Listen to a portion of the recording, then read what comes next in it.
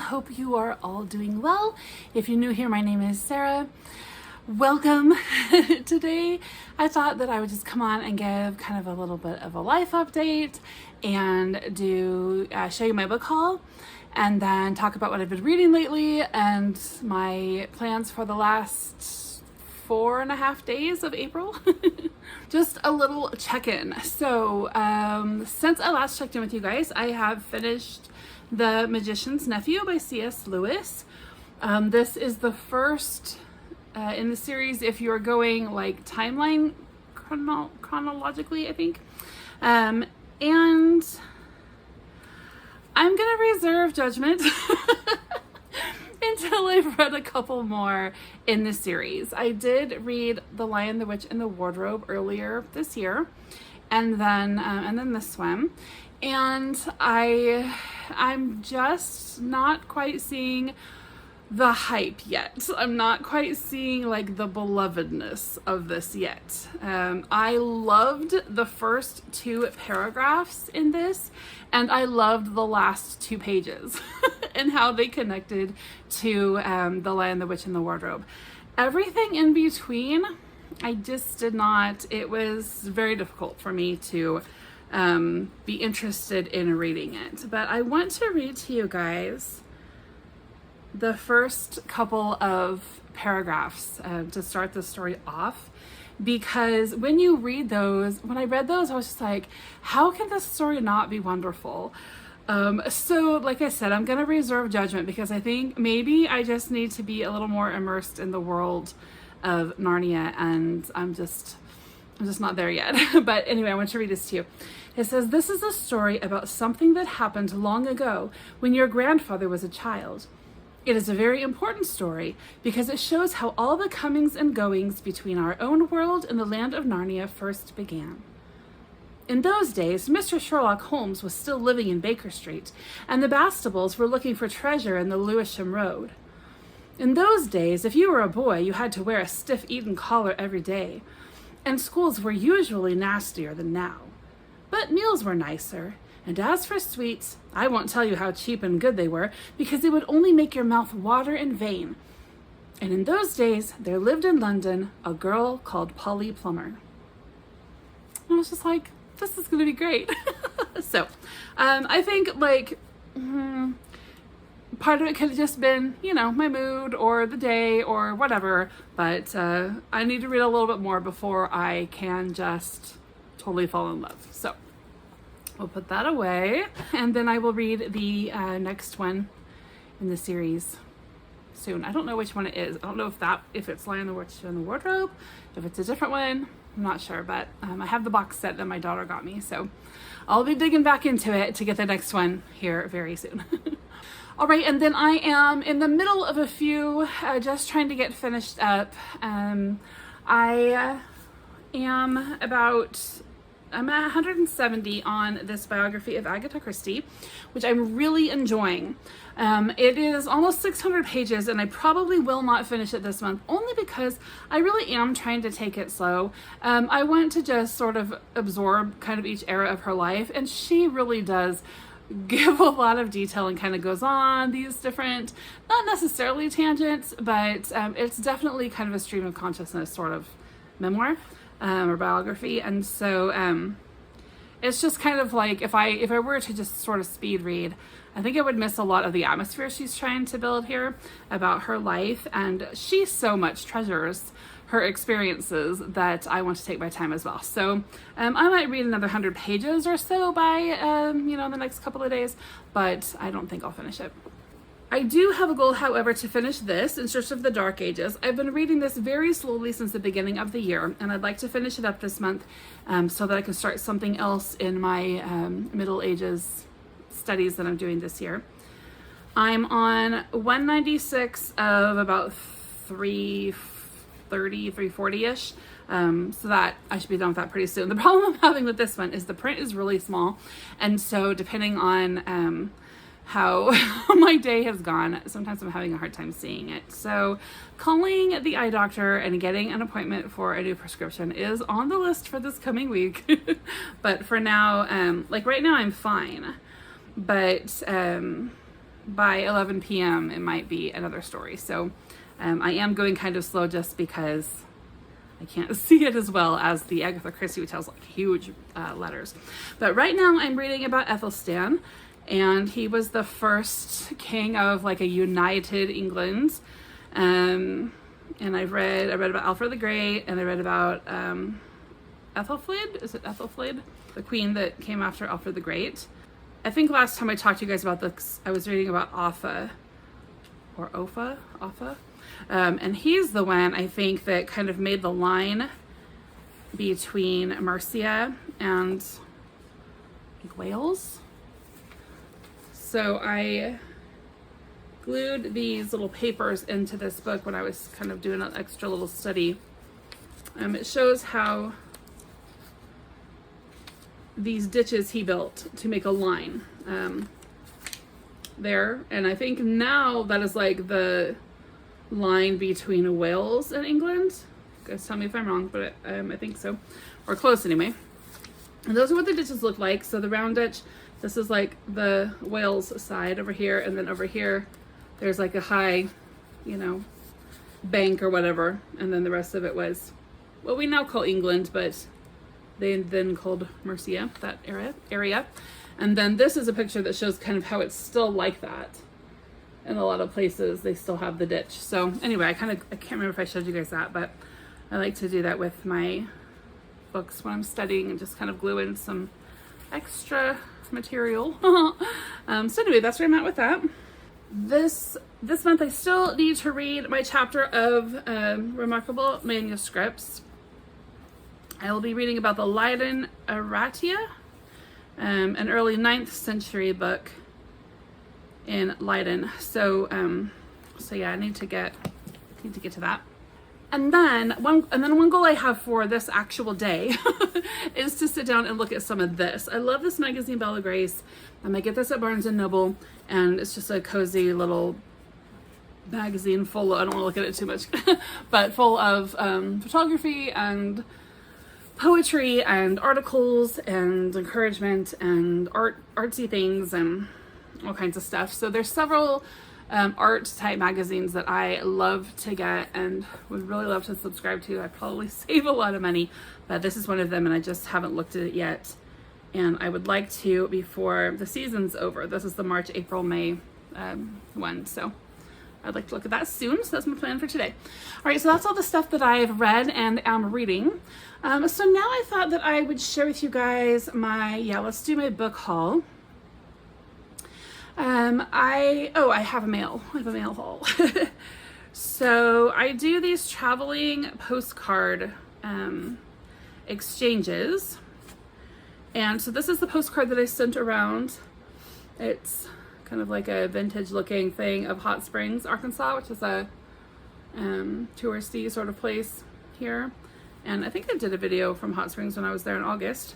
And then on the back of it, the card travels around all over the world, and everybody who gets it signs it, and then the last person sends it back to me. So this one went out in July of 2023 and I just got it back a few weeks ago. So this one actually is just one that has just gone around the US. I do them around the US and around the world. So this one went around the US, California, Texas, North Carolina, West Virginia, Massachusetts, Georgia, Wisconsin, Illinois, back to Wisconsin, California again. And then she sent it home to me. So I thought that was fun. That's just kind of a cool little thing that I'd share with you guys.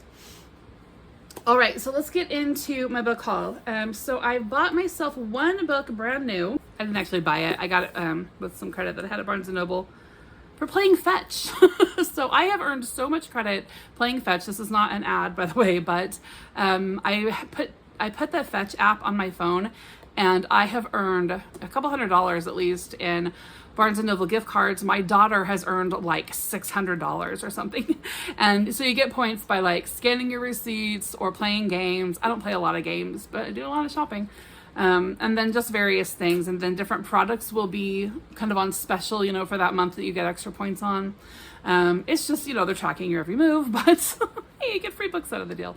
So anyway, like I said, not an ad, but if you guys are interested in signing up for Fetch, I do have a link in the description box because you get points when your friends sign up also. So might as well put that in there. But anyway, I got another $25 gift card for Barnes & Noble. So I went in, and what I wanted, I was planning on buying Haley Pham's book because my daughters really want to read it. I think I told you guys this when I was doing my April reading plan video. And so they really want to read it. And so that was what I was going to do with my credit. So I went in there, and one of my older adult daughters was with me. And she's like, Mom, you're not going to want them to read that. And I was like, well, it's probably fine. You know, it's probably annoying, but clean. She's like, I don't know. I don't know if you're going to want them to read that. So I was like, okay, well, let's just flip through it here. So we stood there and flipped through it. And I was like, okay, yeah, you're right. So I didn't find anything that was inappropriate, but inappropriate if you're 14 and you've never had a relationship. So I will let my 17-year-old read it, who does have a boyfriend and does understand all of that emotional crazy. But my 2 younger girls, they're 13 and 14, and I'd rather they just wait a little bit longer. So anyway, that was a tangent, but I did want to update on that because I said I was going to read that this month, sort of pre-read for them, and I decided not to. But again, not a dig towards, that. I have no idea what's in that book. I just know that what I read, the romantic, just the emotions that went along with the romance, that it was just too deep for someone who's not had a romance, So I just didn't want to put those ideas in their head, but my 17-year-old daughter, she'll eat it all up. So anyway, I ended up getting this. So this is 3 Words for Goodbye. This is by Hazel Gaynor and Heather Webb. And I have read a couple things by Hazel Gaynor. So The Girl Who Came Home, that's the book that's about the Titanic, which I did like that. I read that 2021. Wow, it seems like so much longer ago. And then I read, actually I think I read this one first, which is The Cottingley Secret, which is about the girls who took the fairy photos in England, right, in the late Victorian age, and has Conan Doyle in it and that whole thing. I think I talked about that a couple of months ago. Anyway, she wrote that, and I really liked that. So this one, it says, on the eve of World War II, 2 sisters embark on a journey that changes everything. So I think that this is kind of like a Around the World in 80 Days sort of book.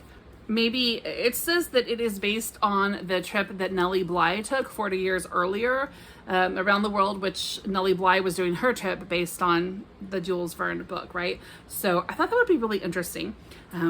So I picked this up, and I don't know when I'll get to it, but it looked really good.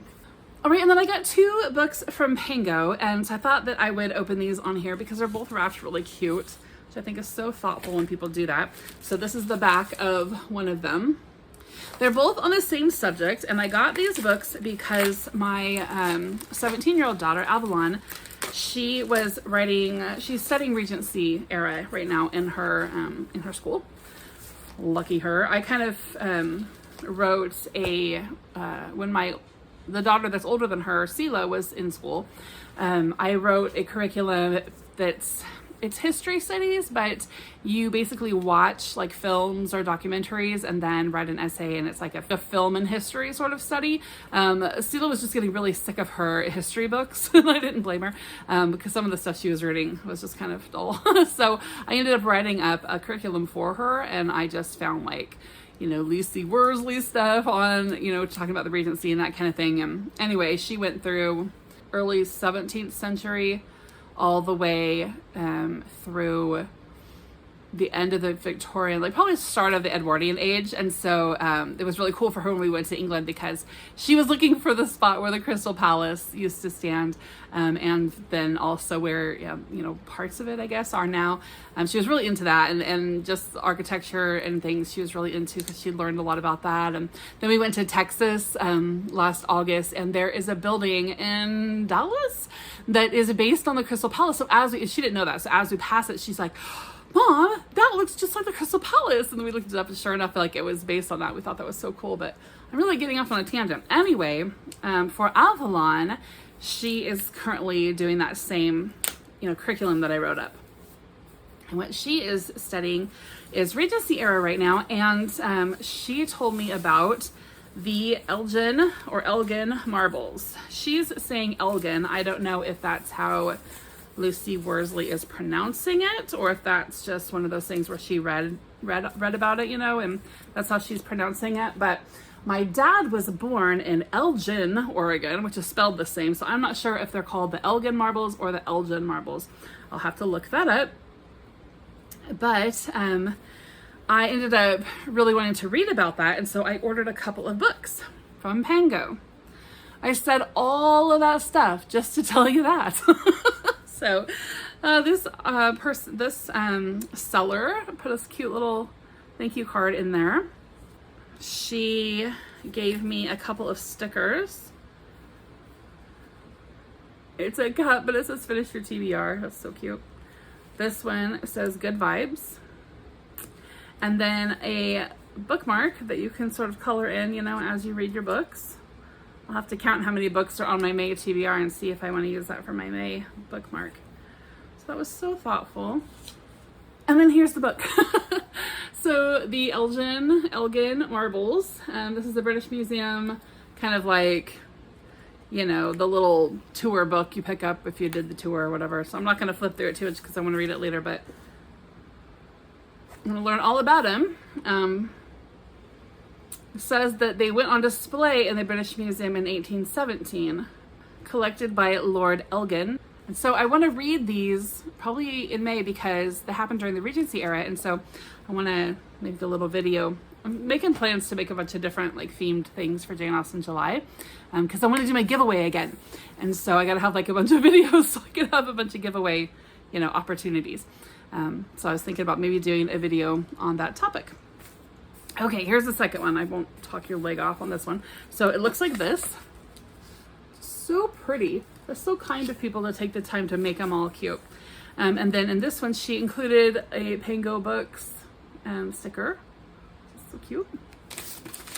And, oh yes. So this one is called Mistress of the Elgin Marbles, a biography of Mary Nesbit, Countess of Elgin.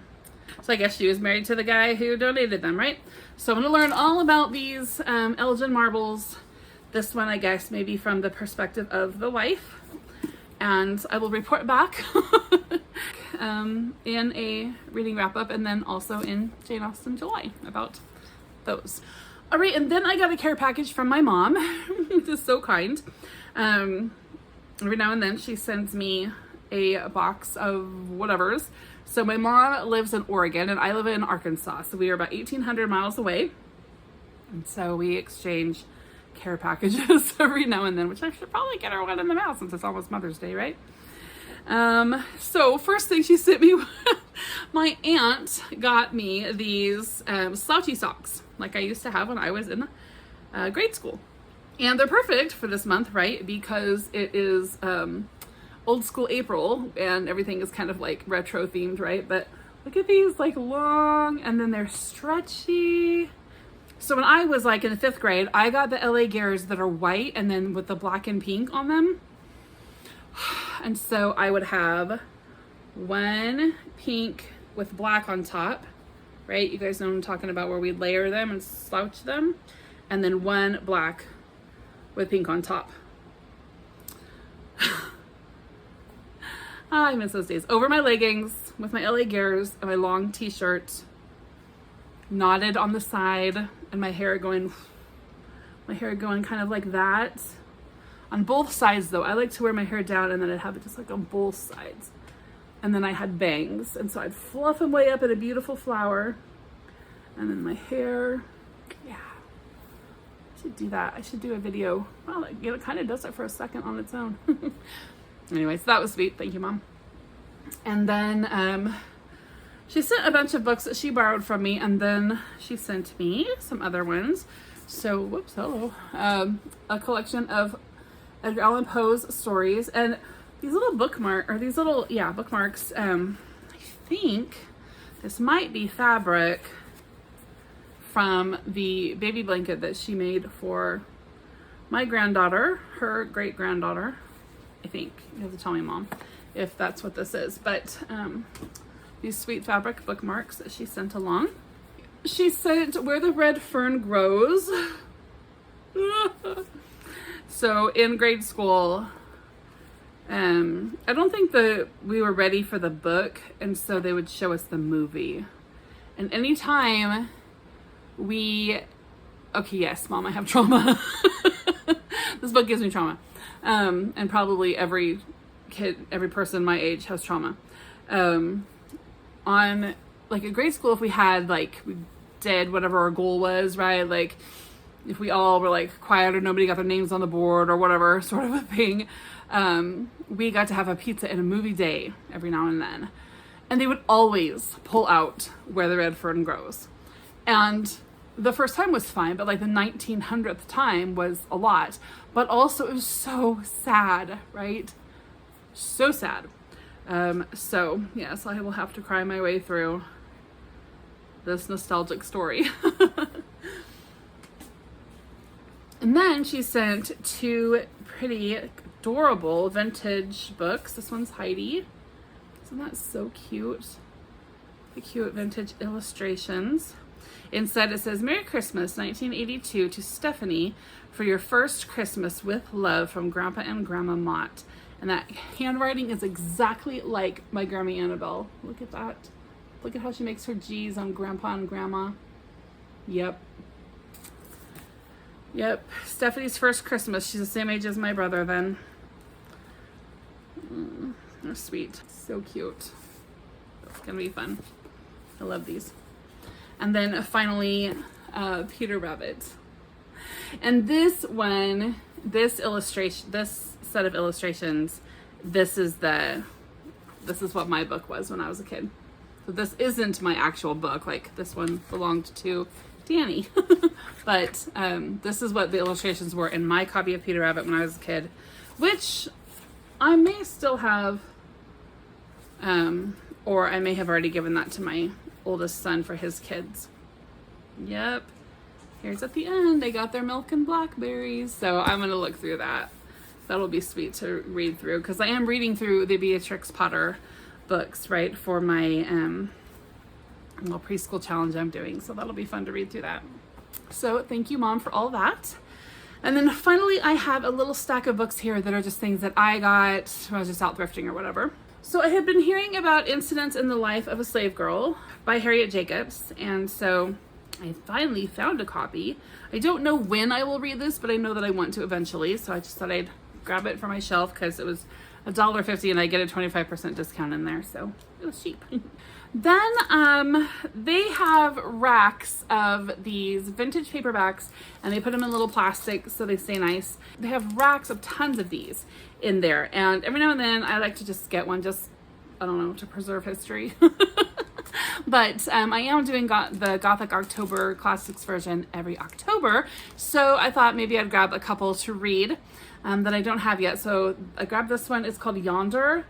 It says, to readers who liked Du Maurier's Rebecca, we recommend Yonder. Now, I was duped once before by Kate Riordan, the girl in the photograph. I was duped before because it said that I would like it if I liked Rebecca, and I didn't actually find it very compelling. So we'll see. This is closer to the same era as Rebecca, so maybe. Probably a Rebecca knockoff. We'll find out. But it looks fun. And then I found this. This is Two Princesses of Bamar by Gail Carson Levine. This one is recommended by Miriam, and you know how I love to read books recommended by Miriam. So this one, I've had it on my list for a while. And she is the author of Ella Enchanted, which I also have not read, but my daughters love that show. I don't know if anybody's actually read it. So I decided to grab it because I've never seen this book before, ever, anywhere. Then I got this book called The Willoughbys Return by Lois Lowry. Now, last year I read The Willoughbys by Lois Lowry, and it's such a just absolutely absurd book. It is just totally out there, and so I had to get this and read it. And I keep meaning to read The Willoughbys to my kids, and I just haven't yet, but it was just absolute nonsense. And so I think that this will be a fun, maybe palate cleanser in between a couple of heavy things. I did pick up the first Hunger Games. My daughters have been begging me to read this. And so I said I will at least give the first one a try. One of my daughters said that I will love it until all of a sudden I won't love it anymore. So I guess a few books in, things that parents don't want to know about happen. And so she says, if you're a parent, it's really difficult. So I'm like, great, thanks. Get me hooked on this story and then break my heart. And then finally I got The Tale of Despereaux by Kate DiCamillo. And I'm realizing that pretty much all of these are kids' books, other than that one other than those first two that are classics. What happened was the store wasn't completely set up yet. And so they had some sections that had a whole bunch of books, and then they had some sections that didn't have hardly anything. And so the kids section had a whole bunch of books. So I was like, I'll grab the kids' books. But I read this to my kids years ago, and whatever copy it was one of theirs. So I didn't have a copy myself, but I really love this, and I think I do want to reread it again just for my own enjoyment. It's a kids' classic, but it's not even old, but it's just definitely one of those that's a classic. This is only from 2003, but it's such a fantastic story. I really, really love it. We still quote from this all the time. Even my younger kids quote from it, and they've not actually read it. It's just that the older kids and I quote from it so often that they're just picking up on the quotes, but they don't know why they're saying them. So that's it for my book haul. Some of the other things that I've been doing, as you can see, I haven't read a ton the last couple weeks like I normally do. It's just that the cozy season is kind of coming to an end, and I've had to sort of like be more productive. I've been doing a lot of like food preservation. I love to can things and dehydrate and just, whatever, just kind of stock up my pantry with stuff. I like to do a lot of food from scratch, so I've really been trying to up my game there. And speaking of that, so the other day I was listening to Morgan, and she was actually doing my About Me tag. And she was talking about how she likes to bake homemade bread, which reminded me I was actually planning on, baking some too. And so I went in to start my grain mill going, and I realized that one of my little darlings busted the motor. There's like a little clip, it's a whole thing anyway. And they just kind of like sweetly hid it away and didn't tell me. So I unleashed my fury, and then I went on and bought another grain mill. So it should be here Tuesday, I think. I'm so excited about that. So I've had this grain mill for several years. It clamps to my side of my counter, and it has a hand crank, but it also has a motor. And I'm really thankful that we were able to have it as long as we did. I'm just really thankful that I got it, because it was a big purchase at the time. But I have upgraded now to a grain mill that just sits on my counter, and everything is enclosed, and it actually does not have a hand crank, so we better hope that, the grid stays up. But I think I'm really gonna enjoy it, and it's definitely a step up in quality and all that. So looking forward to my grain mill coming. But in the meantime, we have been hand grinding. So here's a little clip of my son that he's our only boy left at home now. And so we called him in to quickly grind up about 10 cups of grain. So he made this little clip. I videoed him, and then he edited this little clip for you guys.